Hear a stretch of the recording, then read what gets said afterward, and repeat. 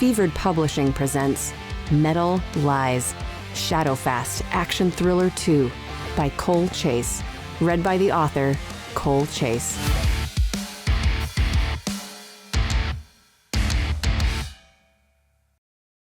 Chapter 9. Quinn knocks on the hotel room door using the team's secret knock, which is just a joke. First come the 3 beats like when an old movie signals high drama. Dun, dun, dun. Contrasted by the last 2 hits from Shaving a Haircut. Bip, bip. It's a courtesy to let anyone in the room know that a friendly enters. He keycards his way in, then stops short as the heavy door slams behind him. "I didn't call recess," he protests. Rory, Manny, Cooper, Danny, and Cisco stare back with embarrassed faces. "Sorry, boss," Manny says. The big Samoan stands near a counter intended for coffee service, which he uses as an impromptu drone repair station. The drone malfunctioned. I need to see why. Cooper, man-spreading on a couch facing a TV, shrugs. I was his lookout. He quit, so I can't look out. Rory perches on the other end of the same couch, removing nail polish under the lamp on the side table. She objects. "You told me to come back." "You I get," Quinn says. "Cisco, I told to guard our stuff." Then his gaze finds Danny. "Why are you dressed like a priest?" "I met Bach at the cathedral," Danny says. "I tricked him into holding his meeting outside so Manny could record it. But then a bunch of priests arrived, and I couldn't get my clothes back.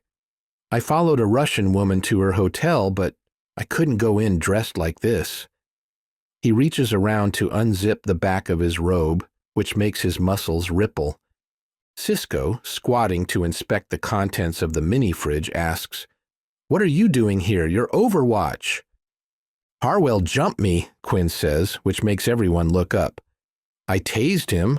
While I tied him up, I got jumped by a Chinese spy. They broke my AirPods, and I lost comms." He steps farther into the room. "I didn't want to call you losers because I thought you were in the middle of something sneaky." He looks around at the room. "Speaking of sneaky," Danny anticipates the question. "Don't know where Nightboy is. Last I saw him was near the cathedral following Bach. What's with your hand?" Quinn pulls a face. "I might have broken it. I punched Harwell and he was wearing armor plate." "Come here, under the light." Danny moves toward the extensive makeup lights glowing from the bathroom. Quinn starts to follow. "Hold on," Manny says. He points his phone screen at Quinn. "Footage from tonight." Quinn stares, then barks one cold, "Ha. I promise you, Brody is not really praying to Mary, no matter how it looks." "Oh, sorry, I meant here." Manny presses the screen and the footage leaps ahead to when the drone called attention to itself. A woman's surprised face turns up directly at the camera. "What the hell?" Quinn exclaims. "You're practically right in her face." Manny, towering over Quinn, looks sheepish. "I might have fucked up the mission, boss. The drone just flew into plain sight. I couldn't control it." Quinn blinks at him, dumbfounded. Manny never screws this stuff up. "That's our second tech coincidence on this operation. The green light in all directions, and the drone ignoring you." He thinks. Wait, the third. When Bach got to the cathedral, the tracker malfunctioned. His GPS dot vanished. What's going on? Manny shrugs. He looks so mournful that Quinn lets it pass for now. He points his chin at the woman on the phone screen. "Don't know her," he admits. "Looks Slavic. Maybe Ben Sinister will have a clue." As Quinn sidles into the bathroom vanity area, holding his hand out to Danny, he stops and looks at his team again. "You mean 7 of us went to Korea but no one's on duty except the youngest guy?" "I admire his dedication," Cooper says, his eyes glued to a cricket match. "How the hell do you know when a guy is out in this game?" Quinn harumphs in frustration. "He has no backup." Rory looks up from her fingernails. "But he has a plan." In unison, she and Cisco and Manny intone, "Have a nefarious day." He followed Bach, Danny says. What does the GPS tracker say? Night Boy will be near. Nah, Quinn says, drawing his phone from his pocket. His actions contradicting his words, he says, The tracker stopped working. He frowns at the screen. I'll be damned, it's back. Manny drops his drone parts and sidles over to Quinn. Sure enough, he says, craning his head to see Quinn's screen. Blue dot. So where is he? Rory asks. Wait, Quinn says, his thoughts racing. Dot goes, Dot comes back. Manny, how is that possible? Quinn sees the lights come on in Manny's eyes. The big Samoan smacks his hands together in one thunderous clap of revelation. GPS jammer! How can you jam satellites? Not satellites, local around him. The same way we sent Danny with a Wi-Fi jammer when he went into Noble Mountain, but Brody's jammer aims at GPS signal. By the time a satellite signal reaches Earth, it's pretty weak. You could diffuse it, absorb it, even spoof it. Manny gets lost in thought. Danny, without a shred of self-consciousness, has shed the priest robe and looks like a muscular, tighty-whitey fantasy. As he pulls a polo shirt over his broad shoulders, he says, When I intercepted Brody at the cathedral, he pushed a button on a remote control. Yes, Manny gloats. I didn't fuck up the mission. The drone got GPS jammed. That's why I couldn't control it. It needs GPS to navigate. If it can't find GPS, it automatically returns to where it launched.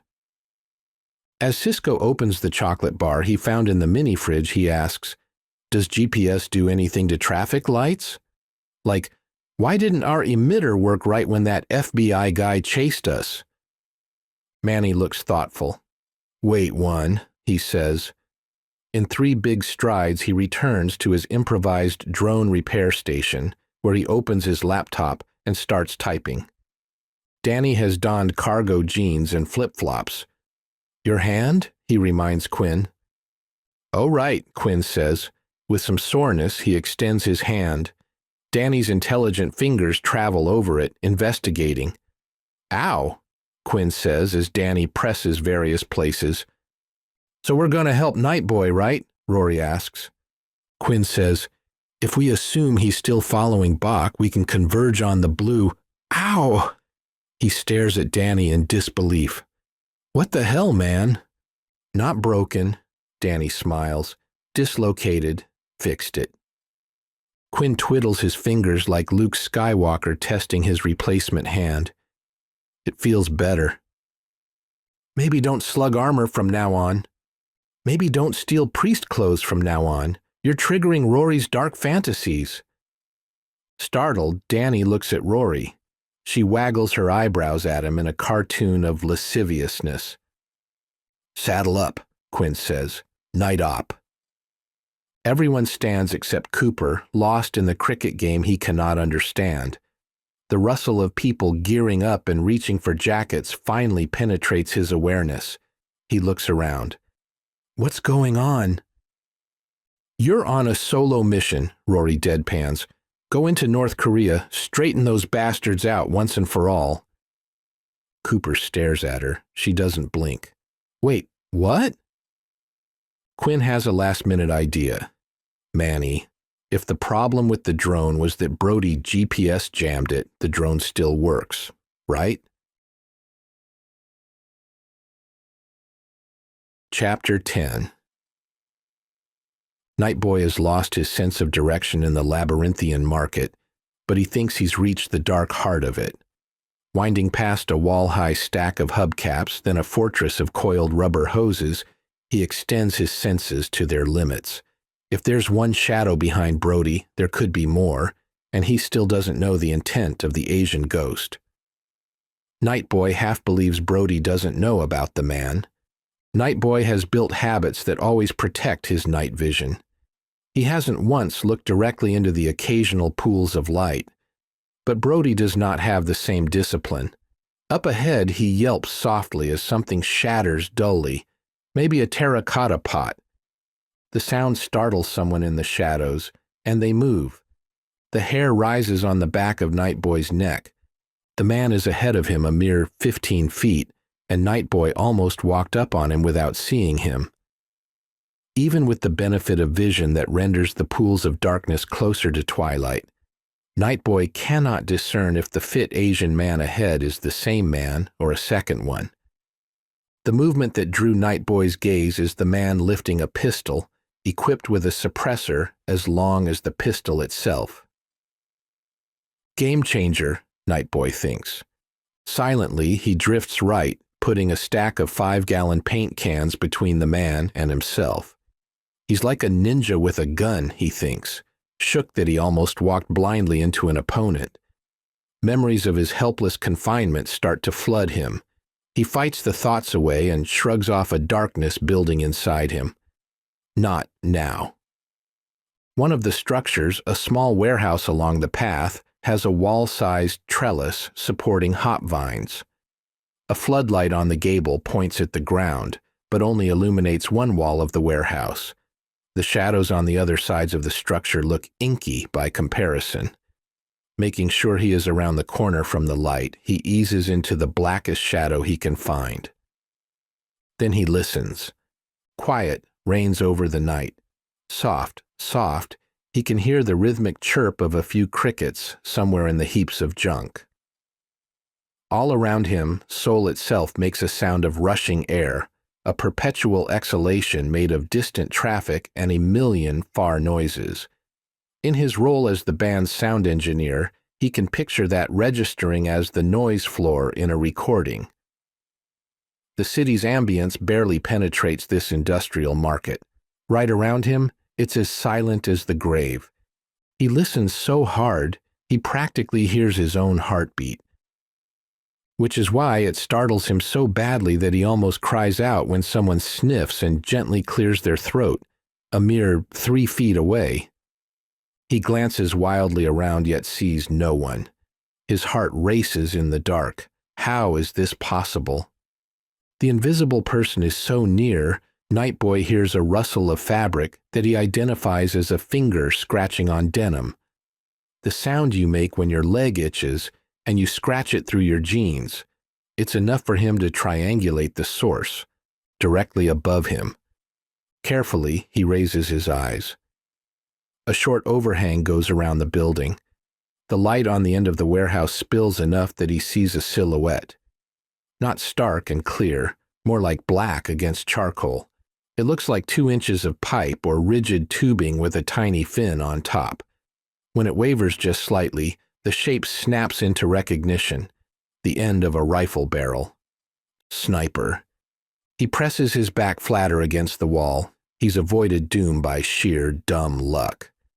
Granted, he's sneaky, but if the person on the roof has night vision goggles, shadows could not protect Nightboy from a bullet. Now he knows a team follows Brody. Above him, Overwatch.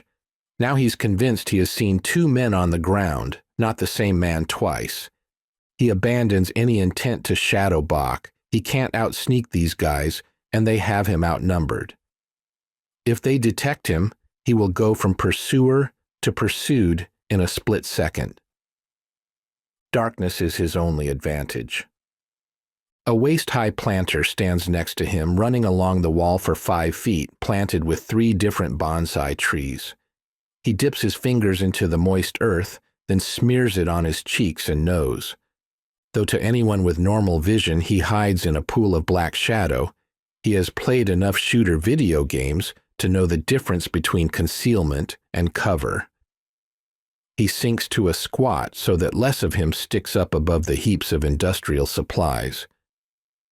Just as he does so, something strikes the building, hard, right where his head was a moment ago. A half-second later, he hears from somewhere in the market, "Foot." A wave of chills runs down his spine. On toes and fingertips, he roadie runs around one corner of the building as quickly and silently as he can. Adrenaline floods him. Dark or not, someone took a silenced pot shot at him, and he puts the building between him and them. His psyche teeters on the edge. The enemy has ranged weapons, while all he has is a knife. He remembers the pain, the helplessness, the vow never to let it happen again. He must eliminate any threat to himself. The market is dark. His mind slips into someplace darker. If you can't be safe, be deadly. On the new side of the building, he finds another trellis and more hop vines. He tests the trellis with a tug and finds it quiet and stable. Screws hold it fast to the wall. He sneaks up the trellis and eases onto the roof of the building. He lays flat, his chin resting on the asphalt shingle, with the peak of the roof hiding him from the sniper who is also on the same roof. If the rifleman has held position, his or her back faces Nightboy. He pauses, breathing shallowly. If someone saw him well enough to shoot, why haven't they raised an alarm? He's only 9 or 10 feet up, but gazing north above the walls and heaps of inventory, he can finally see the geometry of the market. The paths make no sense and have no straight lines. Many intersections converge with 5 corners. Brody entered from the south and feels his way in the dark northward, presumably to exit in a different district of Seoul. With his unique vision, Nightboy easily picks out Brody. He leaves his gaze unfocused, relying on peripheral vision to sense movement. To his chagrin, he gradually spots 3 fit Asian men, shadowing Brody on different sides and at different distances. They use cover effectively, flitting from one stack or heap to the next. None of them make a sound, and by comparison, Brody seems as noisy as a parade of people banging pots together. Twice, Brody has turned onto a path that leaves him surrounded, and his pursuers have done nothing but keep pace around his periphery. As Nightboy ponders his next move, a quiet scrape sounds mere feet behind him. He cranes his neck to peek over the gable. An Asian guard, in prone position over a sniper rifle, watches to the east. Nightboy freezes. He could have been in deadly trouble if the man had not had his eye glued to his scope. He still grips his knife. The prone sniper's feet extend back across the tiled roof, toward Nightboy. He eases over the gable directly behind the sniper, staying low. If his knee pops, if a tile shifts, a noisy fight will ensue, drawing the other assailants. He wills his chameleon power into effect, drifting closer, closer to the man.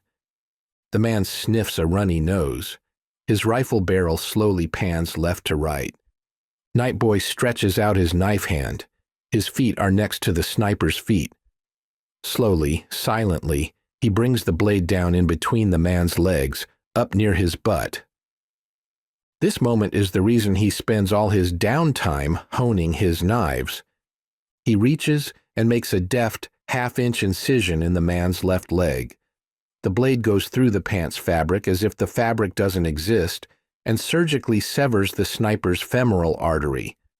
Without looking back, the sniper waves one arm over his own ass. The blade is so sharp, he mistook it for a mosquito bite.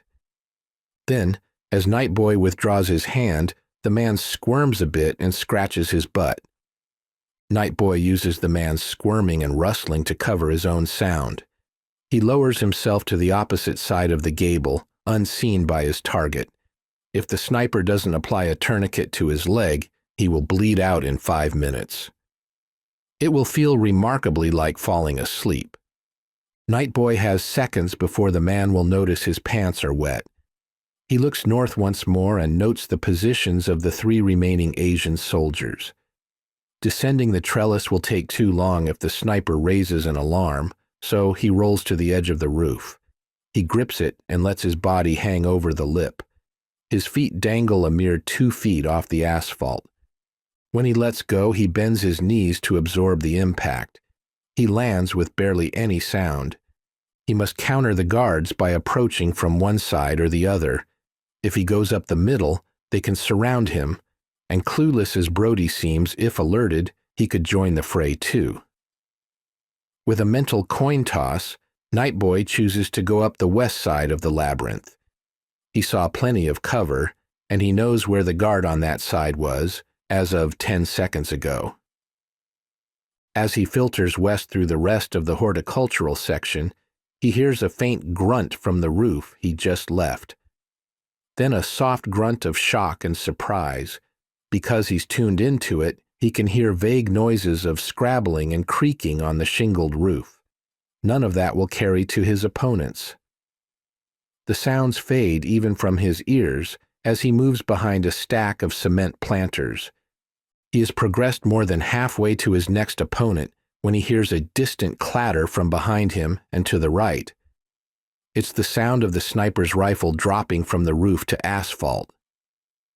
Nightboy circles from behind stacks of empty pallets and, in his twilight vision, readily sees his next enemy. The Asian has a 1911-style pistol drawn, also silenced. The sound of the fallen rifle drew his attention.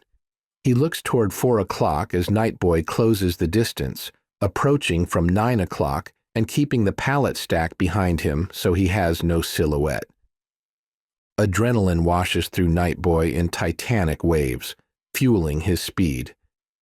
He can feel his pulse pounding above one ear in his anxiety to dispense with the guard before that pistol can fire.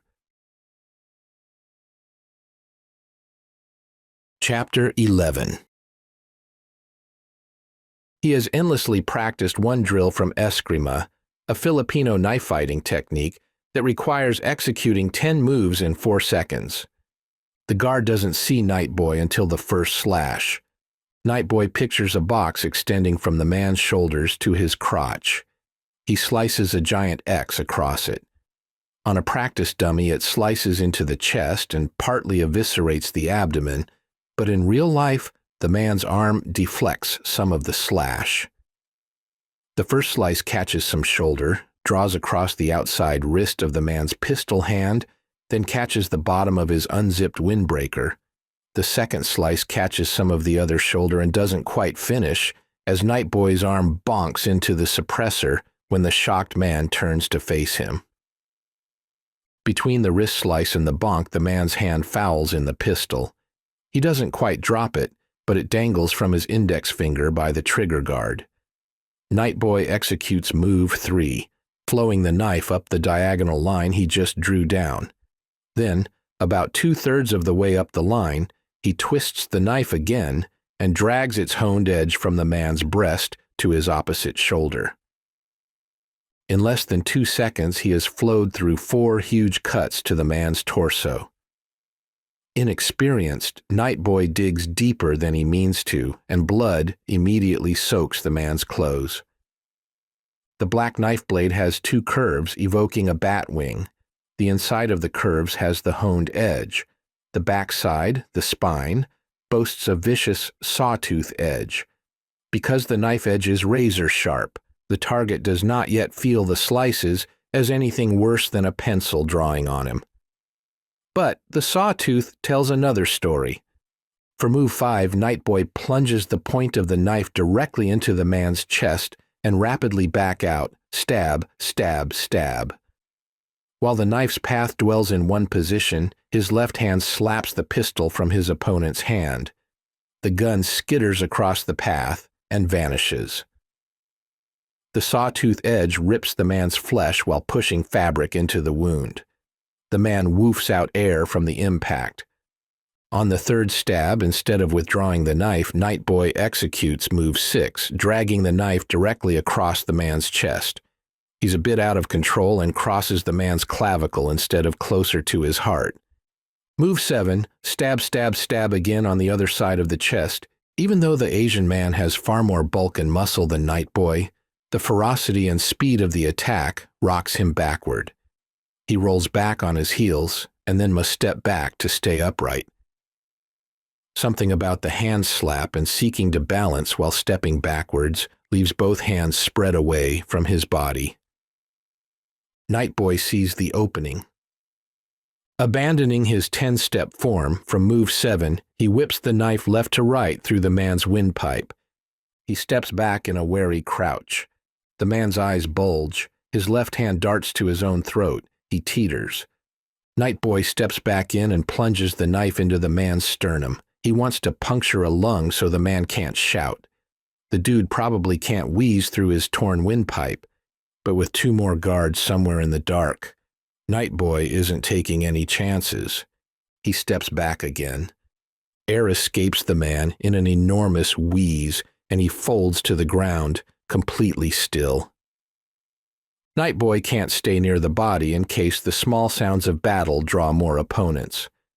He hustles up the path 20 feet, takes a branch toward the east, then dodges behind a wall of stacked lumber. He sinks to his knees and gulps the cool night air into his lungs. He expended a lot of energy in seconds. His chest heaves. Black stars pepper the edges of his vision, and he feels lightheaded. Practicing endlessly on a form is one thing, slicing up a real-life man is another. The sensation passes a moment later. His throat feels raw from the heavy breathing, and he swallows. With dull shock, he realizes he is fine. Better than fine. He is completely untouched. A dark glee fills his heart. 2 down, 2 to go. Maybe they're the dopes, Nightboy thinks. They brought guns to a knife fight. He wipes both sides of the bloody blade against his pants and stealthily rises.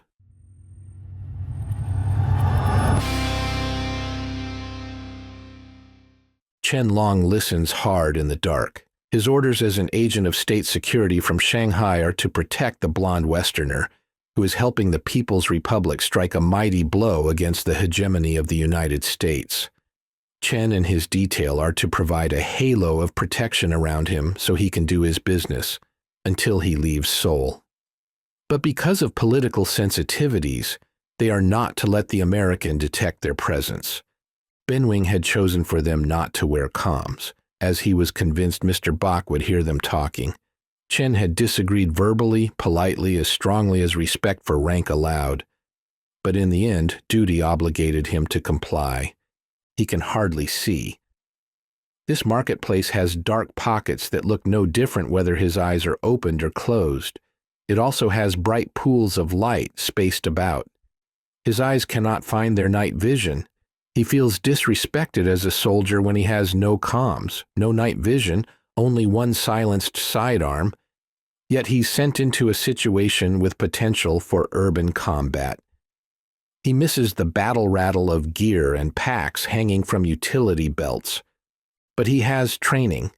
He has mastered several of the 12 wushu styles, including barehanded nanquan, short weapon nandao, and even some long weapon chang. He knows how to move gracefully and silently, unlike the Westerners. He believes his movement training grants him superiority over clumsy Western attackers. And yet, standing here between a pile of block wall bricks and pallets stacked high with dry mortar mix, Chen really wishes to know what the other 3 men in the security detail have encountered. He heard a noise 2 minutes ago, faint and far behind him, that almost sounded like Benwing dropped his rifle. This strikes Chen as inconceivable, yet he heard it. Then 1 minute ago he thought he perceived quiet grunts or exertions from Guang's sector to the west. But it lasted mere seconds, then stopped. No cry for help, no alarm. Chen listens so intensely he holds his breath. Crickets in the night air. Even among all this industrial detritus, crickets. The chirps surround him like the sonic equivalent of grass, soft and undeserving of attention. Directly ahead, the protected subject continues stomping along, bumping into the occasional obstacle, making his way through the marketplace with the same grace and intelligence as a pachinko ball. At least Chen knows where the subject is and that he still walks undisturbed. The path Chen stands on angles uphill and slightly northeast. 20 meters away, at the top of the low rise, a crude shelter covers stacks and stacks of lumber. One of the rare utility lights in the market illuminates 4 thick wooden corner posts supporting a gabled roof of plywood, about 3 sheets end to end. The structure has no walls, but the roof protects many different lengths and widths of cut lumber from precipitation. Under the shadow of the roof, he can't see much in the dark, except that many of the piles of wood stack taller than he. As he listens, he hears a faint sound for a fraction of a second. It's the scrape of a shoe sole dragging a tiny pebble on the asphalt before the foot fully lifts from the ground. It comes from the other side of one of the stacks of lumber. Chin smiles tightly. His colleagues would not make such an egregious error when in stealth mode. He now knows where his adversary is. He has the advantage. He grips his QSZ 925.8 as he eases up the hill, reflexively checking that he has screwed on the silencer as tightly as he should. He keeps his gaze on the lumber, trusting peripheral vision to alert him if the quarry tries to slip around either end of the stacks. When he gets close enough to the lumber that he can touch a stack, he drifts left, traversing to the end of this woodpile. When he gets to the end, he squats, his legs spread wide for stability. He bobs his head around the lumber and back in a quick look-see. He doesn't see anybody. He knows he heard someone. They have moved, turning this into a game of cat and mouse. Silently, he steps around to the back side of the lumber stack, well under the shelter. This is exactly where the sound came from. So where did his quarry go? Rising from his ready stance, he stands erect to ponder his next move. In the dark, he senses motion. From above him, a face swings down into view, upside down and inches from his own face. He has the fleeting impression of teeth grinning in the dark, the only feature he can make out. He reacts in split seconds, yet he's too slow. He meant to bring up a push hand and his weapon simultaneously, but before they are even waist-high, cold steel slices side to side through his throat. Startled, he hears the pistol clatter as it bounces off a plank and hits dirt, and he hears himself gurgle. Chen rebukes himself for being so noisy, and that is his last thought.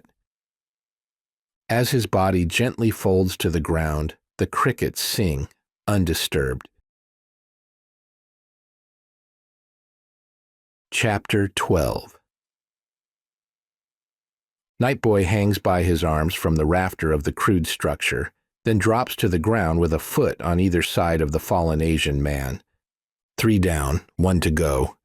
He picks up the pistol and looks at it. He's not really a gun guy, but it could come in handy. However, with the suppressor attached, it's too long to pocket. He wipes his knife blade on the shirt of his victim. He sheathes the knife at the back of his belt, freeing both hands. He unscrews the silencer. Then he jams the silencer in one hip pocket, checks the safety, and jams the pistol in the other hip pocket. He joins the path heading northeast and flows with it, passing a series of air compressors chained together. To the north, his voice carrying in the night air, Brody mutters like Yosemite Sam, presumably cursing the market, the path, and all the bastards who created them. Damn the night. Damn Korea. Finding Brody, no problem. Finding the 4th guard, problem. Exultation and fear mingle in Nightboy's heart. His night sight has provided enormous advantage. He can hardly believe he's taken out 3 experienced combatants without any injury to himself. But the way these guys move intimidates the shit out of him. Even hanging in wait for the 3rd guard, he still could barely notice when the man stepped into place. He doesn't like his chances of detecting the next guy without that guy detecting him first. He should go back to tailing Brody, but the berserker side of him dominates. If he doesn't deal with the last guard, the man could silently strike when Nightboy is focusing on Bach. He glides from cover to cover, his head on a swivel. He arrives at another little building, which blasts utility light down into the market. He traverses the dark side of it, seeing toilets and sinks through the paned windows. When he rounds the corner, icons on signs label the small structure as bathroom facilities for men and women. As he lurks in the shadow of the building, his next view fills him with victory and dismay. He can see the rest of the market, all the way to its exit back into the normal streets of Seoul. The length of a football field separates him from a propped open chain-link gate, then he's done with this cursed maze. Good. But all concealment vanishes ahead. Pallets of gardening soil and paving bricks spread across the remaining area, forming wide aisles. Due to the dense weight of dirt and bricks, workmen have stacked them a mere 4 feet high, and even at that, some of the pallets look crushed. Worse, after this final open stretch of market, the chain-link fence opens to a parking lot. The brilliant overhead lights of the parking lot spill liberally onto the market. He has not only lost cover, he has lost the advantage of darkness. As he hesitates, he sees Brody past the area's midpoint. In plain sight, the billionaire strides among the low pallets, now talking on his phone. When Bach gets to the gate, he steps into the parking lot, then stands still. Within 15 seconds, a black sedan rolls up and he gets in. The car vrooms away. Brody is gone. Shit, Nightboy thinks. I lost him.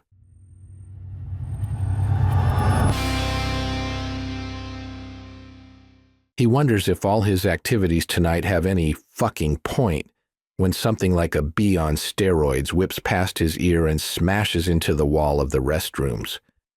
Startled, Nightboy hurls himself to the ground backwards. While doing so, he feels the compressed air of a winging bullet singe past his chest. It feels to his shocked senses as if he lies still for 10 minutes thinking, "Durr," before he fully groks, "Shooter." In reality, he processes it with the reaction time of youth and scrambles back around the corner of the structure into the shadows. Then, for good measure, he whips around a second corner of the little building, hoping he has just put the entire restroom between him and the shooter. Taking incoming fire is new for him, and he finds it surprisingly difficult to guess where the shots come from. A conundrum faces Nightboy. If he could get to the exit, he could find a bike or car or scooter and escape the shooter. But of course, he'd have to cross a field to get there and would probably get shot, let's say 50 times. The marketplace offers darkness and concealment, but then he faces more hours of exhausting evasion and counterattack games. 2 men enter, 1 leaves, and he's already pretty fucking tired. But hey, this time he brought a gun to a gunfight. He pulls the QSE-92 and its suppressor from his pockets. He tries to thread the silencer onto the gun barrel, but in his nervousness, it goes crooked. He undoes it and tries again, and just then a bullet spangs off the asphalt near his foot and smacks into the wall. Nightboy nearly shits himself scuttling around to the 4th side of the restroom. When he gets there, he glances at his hands and finds he holds a silencer but not a pistol. Nightboy's mind races. Okay, the guy circled around to get a new angle on me. That means he's not on the side where he originally shot at me. Good enough. Nightboy leaps up and runs east. He veers a little, hoping again to put the building between him and the last known location of the shooter. 20 feet ahead of him, the spill of light from the parking lot ends, and a dirt bank grows ivy and other vegetation that might offer concealment, if not cover. Nightboy makes it to the ivy and throws himself headfirst to the ground. Instantly, he realizes his deadly mistake. It's harder to see him here in the shadows, half covered by ivy, but not impossible. What is impossible is moving from here without a telltale commotion of rustling vines and swinging leaves. Prone, his chin on the ground, he glances in every direction, trying to figure out a next move. Where is better cover? If he finds it, can he scramble to it in time? But he's so close to the earth, he can barely see over the ivy. What sounds like the hardest thrown rock ever smashes into the ivy about 3 feet behind his feet. A second later, the phut of the silenced report from the pistol reaches him. Another bullet plunges into the dirt about 5 feet away from his head. A half-second later, another phut, the bullet traveling faster than the sound. My God, thinks Nightboy, he's probing. He's going to systematically shoot his way along the bank until he hits me. He feels his pores open as his body breaks out in sweat. He didn't hold the pistol in his hand long enough to learn how many bullets it holds. He counts back and realizes the unseen assailant has fired 5 times, but he has no idea if that means anything useful. A bullet plows into the bank aligned with Nightboy's stomach, but a foot above him. With clenched shut eyelids and gritted teeth, he thinks as hard as he can. Chameleon, chameleon, chameleon. Then boom! Another gun's report, unsilenced, cracks the night. The sound slaps back off the buildings. Another shooter. I'm screwed. Goodbye, cruel world. He waits. Distant voices, somewhere across the flat stretch where the dirt and bricks spread. Tango down. You got him? EKIA. Then he hears Quinn call, Nightboy, you can come out now. Relief floods his system. He nearly weeps, but he has a reputation to keep up, and he stuffs the feelings down somewhere inside. He rises to his knees, his shirt smeared with dirt and dangling dead leaves and bark. Quinn runs up to him, wearing a ski mask over his face and holding a Glock in one hand. He kneels. His eyes look wide and earnest. You okay? Danny appears in the background, also armed, also masked, keeping watch. Nightboy's berserker persona drains away, leaving him numb. He regards Quinn, feeling nothing. He says, I can't believe he missed that many times. Cooper, keeping his AR at low ready and inspecting the body of the man they just dropped, kicks the pistol farther from his hand. This Nimrod had iron sights, not raised for a suppressor. But now Nightboy has absorbed the fact that Quinn rescued him. A group of people who know him dropped what they were doing and looked for him and found him and saved him. No one has ever rescued him before. The feelings that he just stuffed down refuse to stay down. The caveman fear that switched him into a murder machine switches off, and behind the curtain is a frightened little boy. He tries to ask, How did you find me? But when he opens his mouth, a sob breaks out, and to his absolute mortification, he bursts into tears. And then, even worse, Quinn hugs him. You, Nightboy cannot break free fast enough. He forgot that he still clutches a bloody knife in one fist, and he nearly slices Quinn in his haste to escape. He sees Quinn assessing him, and he wants to change the subject far away from how he feels or what he did. He finally manages to say, as he wipes under his eyes, How did you find me? Tracker on Brody, Danny says. We follow the blue dot, but instead of finding Bach, we find guys shooting at you. Cooper's teeth flash white through his black ski mask. He won't be doing that anymore. Wait, the tracker works? Nightboy flares. Then why did I have to? It only works sometimes, Quinn insists hurriedly.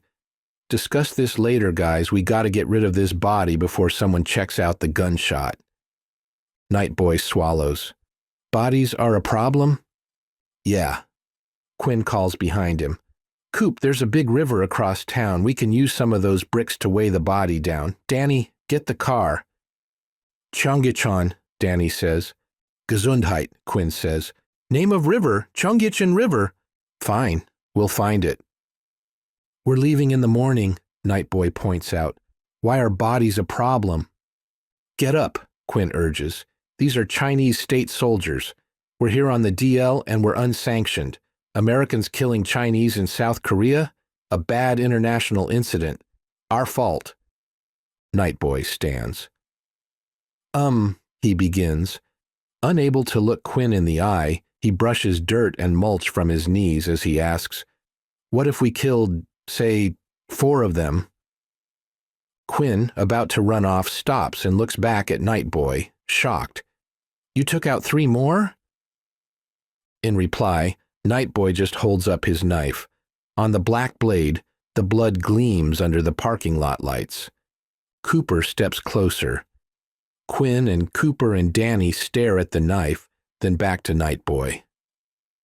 Quinn demands to know, Are you injured? What did they do to you? Nightboy doesn't know what to say. He's uncomfortable with the sober compassion in Quinn's face. His mind locks up until finally he offers, like a question, "I was sneaky? You're not hurt?" Nightboy shakes his head. Quinn looks gobstopped. He says, "My crew has never had to kill before." Nightboy feels the little boy inside turn, frightened, as he watches Quinn's expression evolve from sorrow to cold fury. He renews his grip on the knife in case Daddy attacks him. Finally, Quinn spits out through a clenched jaw, "That bastard." He looks around at his crew. "The man has to pay for forcing us into this mess." No one knows how to respond. Cooper fiddles with his rifle. After a moment, Danny says, "We hate him too, Quinn. But that's for later. Bodies are now." Quinn shakes his head, suggesting a wet dog shake, as if needing a physical gesture to push the fury off. When Quinn looks at him again, Nightboy realizes Quinn is not mad at him. He's mad at someone else for troubling all of them. This, too, is an entirely new perception for Nightboy. "Show us where the bodies are," Quinn says. Then he holds out a fist.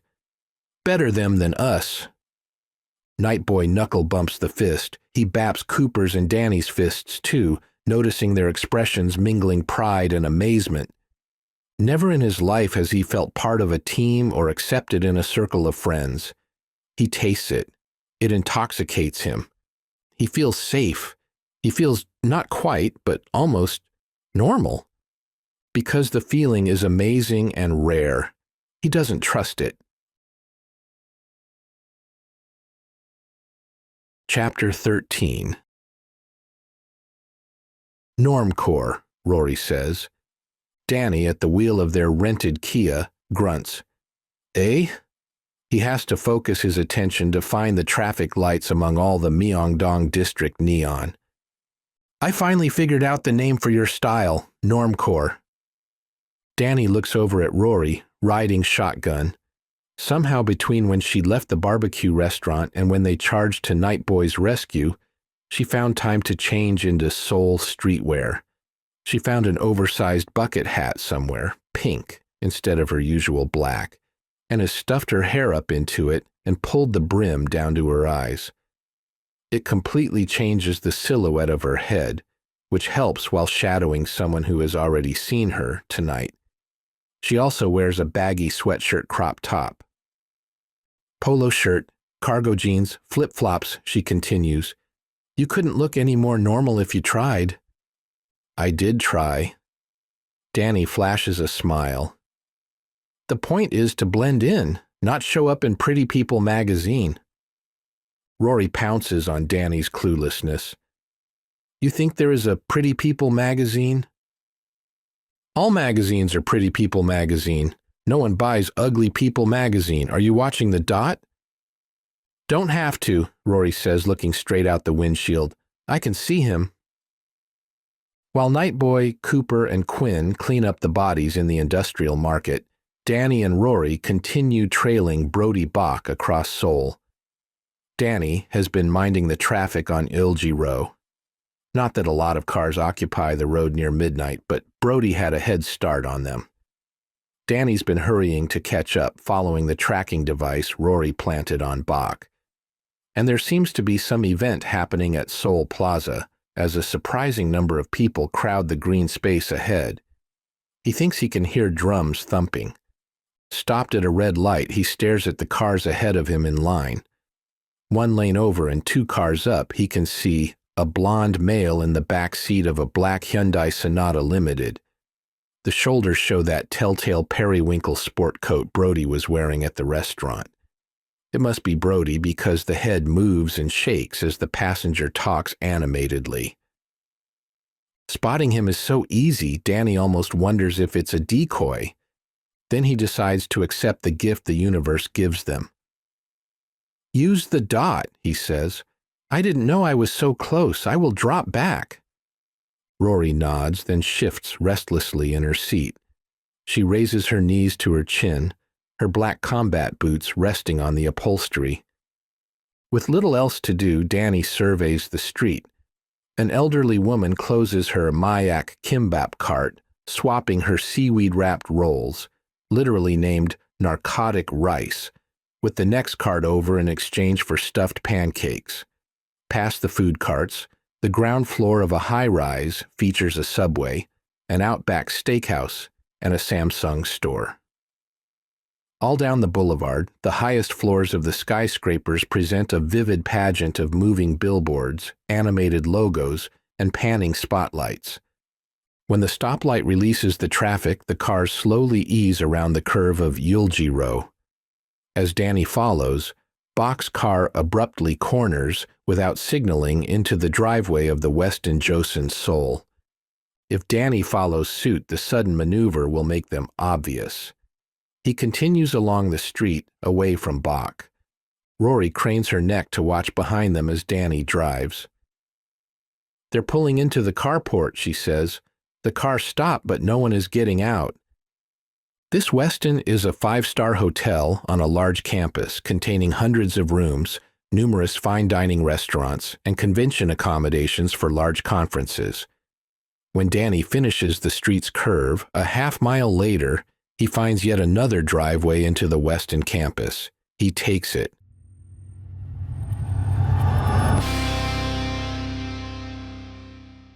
Danny and Rory prowl slowly up the parking lot in their Kia, just one nondescript car among scores in the Weston parking lot.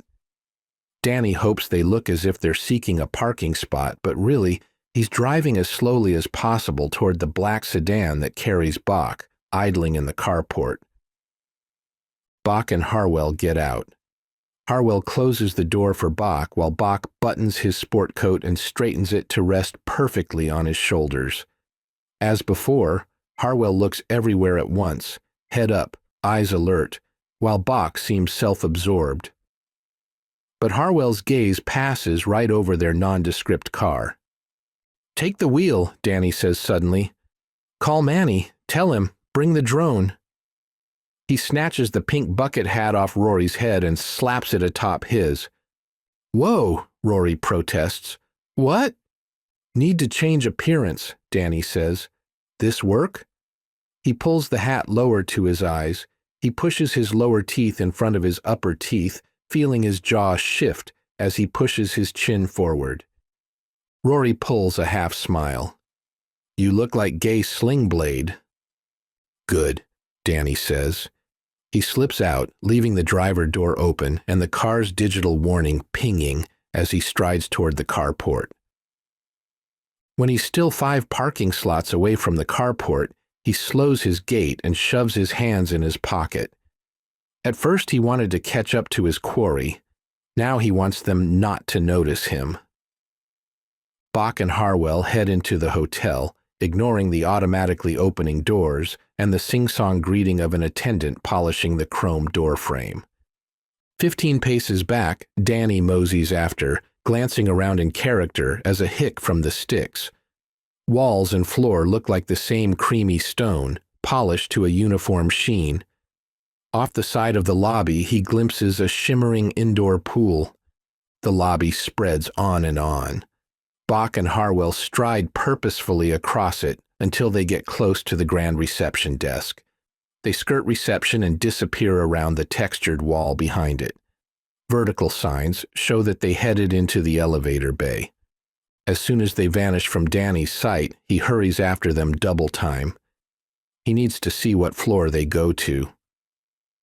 Just before he rounds the corner, he slows again. He saunters into the elevator area, gawking in the opposite direction from Bach and Harwell, who board the 6th of 6 elevators. By the time he risks glancing their way, Harwell locates a button on the copious elevator controls, and Bach watches his body man punch a floor number. The doors glide shut without either one of them noticing Danny. Keenly aware of the security cameras, Danny keeps his jaw thrust forward so as not to resemble the man Bach spoke with at the barbecue restaurant, nor the priest at the cathedral. He keeps one eye on the elevator's floor indicator while feigning interest in a poster hyping the hotel's steakhouse. He's relieved no one else boarded the same elevator. The numbers over the elevator bay light up in sequence, one by one, tracing the elevator's rise until it stops at 16. Mission accomplished. Danny exits the lobby much faster than he entered. In the parking lot, as soon as he thinks he's unobserved, he tears the stupid pink bucket hat off his head. Due to the lateness of the hour, the Weston's parking lot has seen scant traffic. Rory crept the Kia forward. When she spots Danny, she rolls up to him. As soon as he pops the passenger door open, she says, "Blue dot vanished. I hope you spotted him." Clambering into the car, Danny says, "He must have turned GPS jammer on again. 16th floor. The rest is up to Manny." "He's en route in a cab. He'll be here soon." Danny pulls out his own phone. He sends a text to Manny. "Lotta Young Plaza Roof Garden ASAP." "I sent him across the street," Danny says. "Drone is illegal. He must hide while he uses it." 6'4" Samoan in a kingdom of 5' Koreans? Rory says. "No problem." Chapter 14. At the Lotta Young Plaza stairwell, Manny amuses himself by making Rory pick the lock. She's not as fast as Danny would be, but she's faster than Manny, which takes the fun out of it. Before they open the door to the stairs, Manny passes around something he brought from the hotel. He had Cisco hit the street and purchase several copies of the same large poster of BTS, the popular K-pop boy band. With 7 members arranged in the photo, the one closest to the camera, and thus largest in the shot, is BTS V, aka Kim Tae-hung, the blonde one, though sometimes his hair is blue. That makes his face life-sized. Using basic office supplies from the hotel's business center, Cisco cut out Kim's face from each poster and cut small holes in Kim's eyes. He made the Kim faces into wearable paper masks by improvising with rubber bands and brads. Manny passes Danny and Rory each a mask. They pull them on and enter the stairwell, no longer concerned about the inevitable surveillance cameras, nor facial recognition software. Then they schlep up 8 stories of stairwell, with Manny carrying his little drone hard case. They try to sneak, but their footsteps echo endlessly off the hard steps and concrete walls. The retail floors closed more than 4 hours ago, so they hope no one hears them. At the top, Rory uses her picks again to open the door to the roof. 15 minutes after Brody took the elevator to the 16th floor of the Seoul Weston, Manny stands atop the 8th floor of the building across the street and sends his drone aloft. Rory and Danny keep lookout so he doesn't have to split his focus. Standing among rooftop conifers screened from view by a giant cartoon tiger left over from the 2018 Winter Olympics, Manny is not okay. He is big and muscular and dark and stolid.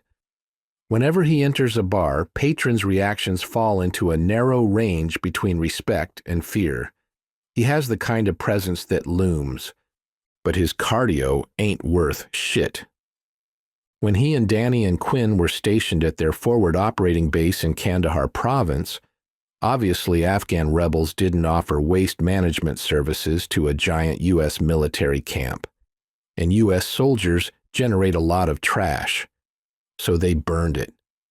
24 hours a day, 7 days a week, soldiers tended a burn pit the size of a soccer field next to the camp, the blaze consuming everything from the soldiers' shit to car batteries. Basically, they breathed their own self-generated toxic air for a year straight. Manny didn't have asthma when he deployed. He did when he got back. And Veterans Affairs, far from treating him or even admitting responsibility, has been perpetually looking into it. Congress recently passed some promising legislation, but the benefits of that haven't reached Manny yet. That's why Quinn smirked when the guards around the man doubled up on Manny and barely noticed short Danny. Even though Manny looks terrifying, unless conditions are ideal, he gasses out in the first 30 seconds of any fight. Climbing 8 floors of stairs? No way. He won't admit it to Danny and Rory, but black spangles tickle the edges of his vision and his chest heaves for air. But he knows Brody won't sit in a meeting forever. He's pushing himself to find the man and contribute what he can to the mission. He needs some luck. Operating the drone requires a line of sight between the operator and the drone. The Westin has 3 towers joined together. Viewed from the top down, they resemble a capital Y. The roof garden where Manny stands looks directly at the base of the Y from across the street, meaning he can readily explore 2 sides of the Y. If Bach's meeting room is on the back of the Y, Manny can't find him using the drone. Complicating the procedure, Bach has activated his GPS jammer. Once burned, twice shy. Manny promises himself he will not blunder into the jammer's range and allow the drone to go rogue again. On the upside, this many stories above a busy street in a busy retail district, no one can hear the drone. They probably won't see it either. Soul neon and moving LEDs fill the view from the Westin. The drone will shine its tiny lights against a background of big lights. He focuses on the first-person view the drone sends from its camera to his handheld controller. He sees what the drone sees. He sends it skimming outward and upward at nearly 30 miles an hour. The windows of the Westin grow in the viewfinder. Roughly 50 feet shy of the tower's 15th floor, he slows. His strategy is to stay below line of sight of people on the 16th floor, pointing his camera upwards so the body of the drone stays below the window level, hopefully unobserved. Working the joysticks, he slips sideways along the building. He works the entire left side of the Y. Most of the windows have lights off and curtains drawn. Where the lights are on, he can see through the curtains partially. Many people leave the curtains open so they can enjoy the view, which means Manny can enjoy the view too in reverse. With so few windows lit, Manny works the entire first side in a minute. He navigates the drone around to the second side of the Y and uses the same strategy. When the drone reaches the center of the second side, Manny's viewfinder shows him an uncurtained window where he can make out a bald scalp and a blonde scalp, side by side. Pay dirt! But he's flying too low to see Harwell's and Bach's faces. Bach already knows his enemies have a drone. Now that the drone lines up with the proper window, Manny backs it away. Its little camera can zoom. He gets the drone 100 feet back from the window, then zooms so the view looks like he's 20 feet away. He eases the drone barely higher. Winds buffet the light little craft, then it compensates. Now he can see Harwell's and Bach's faces, almost as if their chins sit on the windowsill. Their eye lines point above the camera. Manny tells the drone to hover, locked to this position. He pushes record. He now has time to glance at the physical drone and take in the environment. With the distance, the dark, and the moving city lights, it takes him 10 seconds to spot the drone in the air. He looks from the window to the drone, trying to estimate what is behind the drone from Bach's viewpoint. To his delight, a giant Samsung ad plays across the street, 4 floors high and half a block wide, giant LEDs forming happy faces, then TVs, then sports footage, then logos. The immense animated loop should mask the 4 lit arms of the little drone. His breath comes much easier now. Manny checks the viewfinder again. He was so intent on finding Bach that he hadn't paid attention to the heads in the foreground. Bach and Harwell look like they're facing the drone because they converse with 2 people sitting with their backs to the window. They're just 2 dark heads of hair. But maybe when the meeting breaks up, someone will turn at an angle that shows a face. He wishes they were better equipped. A government drone or a military drone would probably be stealthier and have a parabolic mic or some other cool shit so he could hear the meeting. Right now, all he can provide is proof that a meeting happened, and with luck, maybe the identities of the persons Bach met. He doesn't want his life disrupted. He can imagine what kind of target he would become in a prison population. He really hopes their efforts achieve enough to meet the man's expectations.